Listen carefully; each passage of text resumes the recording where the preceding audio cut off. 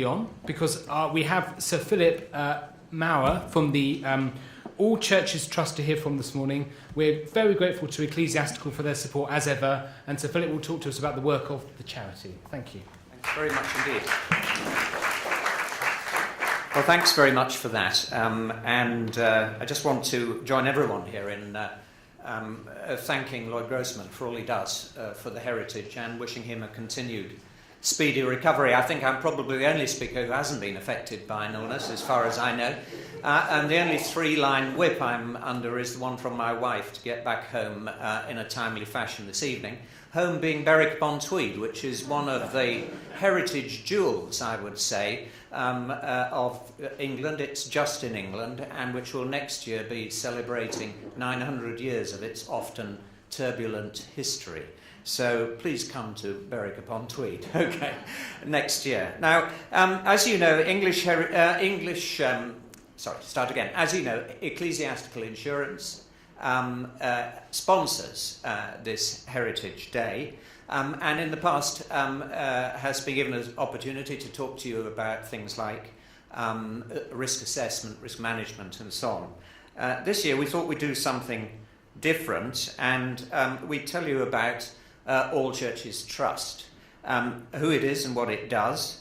I'm going to flash very quickly through some slides, but I too will be around this afternoon, over luncheon this afternoon, so please do feel free to come and ask me about it. Here are no, I've gone on too long. There's the headlines. There are the headlines about AllChurches Trust, a charity which actually owns the Ecclesiastical Insurance Group. And it's therefore, as owner, receives a portion of the profits made by the company. And up there are some figures, and I think they're impressive figures, about the amount of money which the trust has given away over the last 10 years and indeed over last year alone. And that figure for this year will be higher than the 9.4 million for 2013. A lot of the grants went to heritage-related projects. You'll recognise, all of you, some of those buildings and artefacts in that next slide. They are all just a few of the many heritage-related buildings and artefacts that Ecclesiastical insures. And I put that up there because you can't really understand AllChurches without knowing something about ecclesiastical insurance. Ecclesiastical, there are some facts about it that you may not know. It was set up initially to serve the church, but now its remit is much wider. And it focuses in particular not only on the faith sector, but on schools, charities, and the heritage sector. And importantly, and you notice the last bullet point up there, it has a strategic goal of giving 50 million to charity, to ATL, to give away to other causes over the 3 years, 2014, 15 and 16. And it's already, in fact, one of the most significant corporate donors. It's in the top 10 of corporate donors in the country through its unique form of ownership. Those are some interesting facts about Ecclesiastical. There are many more I could give you. I give you those few because obviously we're very proud of the company that we own. AllChurches Trust, briefly, is a newcomer relatively. It was set up in 1972, and we hold the ownership of the company in trust. It's held in trust for the church. Our objects are primarily to promote the Christian religion, but that's interpreted very broadly. But we also have a very broad object of any other charitable purpose. So we can give to a very wide range of causes, and we're regulated by the Charity Commission, of course, and we have to meet the public benefit test. Something about our grant making next, because you'll all be wondering where the money that Ecclesiastical makes in its good years, where that money that comes to AllChurches goes. There's some indication of where the money goes in broad terms. Most of it goes in block grants to Anglican dioceses and cathedrals, but almost 2 million goes to individual churches and charities in response to applications that come in. And in 2013, 61% of that 2 million went to the Anglican Church, but 27% to other denominations and 12% to other charities. And I should say that the amount that's going in discretionary awards in response to applications received is going up. That's our object, is to develop that element so that more money will be available. We don't limit grants to those to Anglican churches or to customers of ecclesiastical.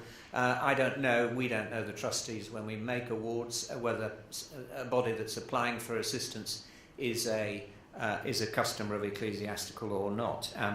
And of course we try to make sure that our grants go to disadvantaged areas. So now some examples that bring to life, as it were, the things that we do. First, some heritage projects. It's not surprising that AllChurches has a focus on heritage-related matters, because after all, ecclesiastical is primarily, but not entirely or exclusively, a property insurer, and so we a lot of what we do assists with the built heritage. This is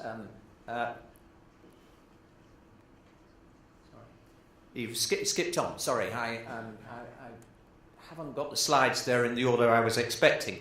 Well, but suffice it to say that we give grants to conservation projects. We give them to innovative projects in heritage buildings, and we also give them to things like supporting development of stonemason skills, basically underpinning, if you like, the continued support for the heritage, the built heritage in particular. So we've given to stonemasonry related projects at Lincoln Cathedral, at Gloucester Cathedral. We've worked with the university there to develop a degree course in stone masonry, and also similar projects at Canterbury and indeed at York. Now we come to the one that is up there, which is City of is that our grants. The point I want to make to you now is that our grants don't just go to heritage-related projects. So here's some of the examples of projects which assist churches to revamp their buildings and to do that in a way which serves the communities of which they're part. This is City of Edinburgh Methodist Church. It's in the Tollcross area of Edinburgh. It's not far from the bright lights of Princes Street. We help them to revamp, creating facilities for community cafe, meeting rooms for Gamblers Anonymous, the local credit union, and so on. So that's an example of refurbishing a building which has an ongoing benefit for the community in terms of the provision of social support. I was struck by the use of the word well-being by Deborah. That is what the churches are in the business of doing. It is supplying, supporting people in need in the communities that they're there to serve. And that's one example. Next example, this is Toxteth, familiar to me from my days on the Scarman Inquiry in the 1980s and the riots. This is the redevelopment of a community, bringing a redundant church there back into community use to be at the centre of a multi-million-pound community regeneration scheme. The next one is Pimlico, very close to the power of politics of Westminster. An interesting story here, a stabbing incident outside the church in Pimlico. The local council's response was to take away the benches outside the church where the down and outs were sleeping. The church thought that that really wasn't a very creative response, So what they did was to seek our help in refurbishing their church hall, which enabled them to open it, which enabled those who are down and out to be brought in to the warmth, to be fed. And it was a more constructive and positive response, again assisted by AllChurches. And finally, here's one from the Rock in Cheltenham. You think of Cheltenham as a wonderful heritage place and rather well off. Well, actually, there are parts of Cheltenham that are not. And this is a project working with disadvantaged young people there, kids who are excluded from school, come from disadvantaged backgrounds. It's about giving them purpose and a sense of activities which can give them that self-confidence, which any parent knows is actually crucial to getting your kids through into a mature, balanced and capable adulthood. So it's about assisting people who come from disadvantaged backgrounds to get a fresh start and a new life. Just to conclude, Ecclesiastical is a unique company in the financial services sector, but it's also unique particularly in terms of its ownership.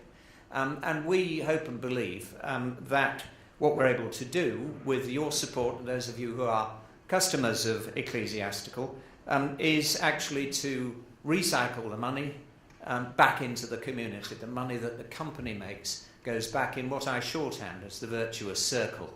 I hope that I've just been able to give you in this few minutes a bit of an insight into what we do. But as I say, I'm available. There's no opportunity for questions now, but I will be with you over lunch and early this afternoon, and I look forward to being able to answer any questions you may want to put to me then. So thank you, Lloyd, thank you to Kate, and thank you to you all for allowing me to be part of this morning's proceedings. Thank you.